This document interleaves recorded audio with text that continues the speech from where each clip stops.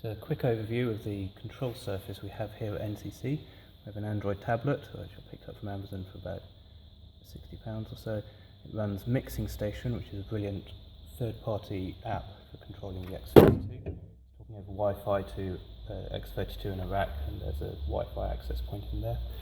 Mixing Station's got custom layouts, so you've got sends on faders here. It's blue to show it sends on faders, and the main mix, fades, mutes and so on. You'll see over here we've got vocal, that's an intelligent DCA, so that's a local DCA group.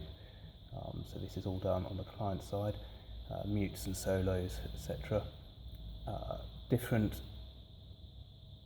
layers here, and we can edit a layer and add new channels to it, and then reorder the things, and you'll see that, for example, the keyboards, they come in stereo pairs, but I only have one on here, so it doesn't take up too much space.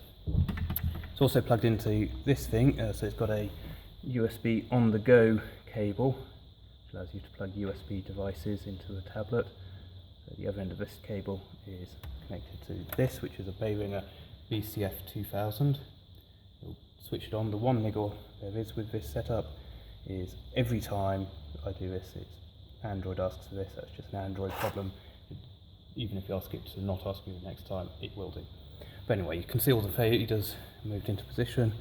You move them here, they move on the tablet as well, and obviously move them on here. Yeah, this is one other niggle. When you change the layout, it doesn't reflect on the MIDI device immediately. But anyway, you've got faders there for those, and again, you go to sends on faders or other layers, they'll jump to the right position. Mutes, solos. For solos, we've got an XLR coming from the X32 rack on stage, going into this, which just gives us a level control as well. And then a pair of headphones, rather old, nasty headphones. On the control surface here, it's all configurable. You can configure every single control, every single MIDI channel. So you've got some faders, the buttons for mutes, solos. It's a bit tedious going through all of them, but it's a text file and you can edit it once you've got one channel set up. So mutes, solos,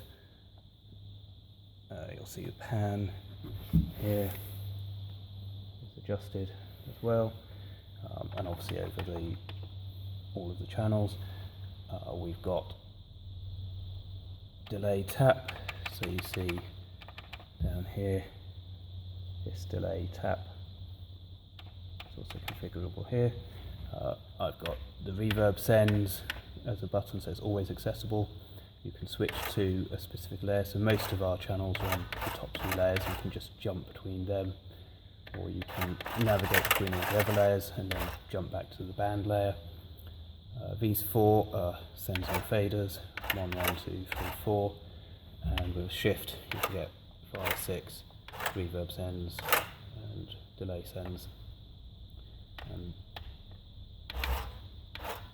by double tapping one of these, they also toggle, so if you have it on sends on fader on 2, press 2 again, it'll come back.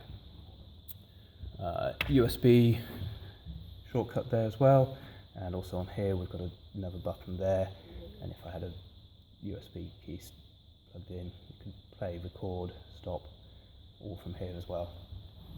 So that's it.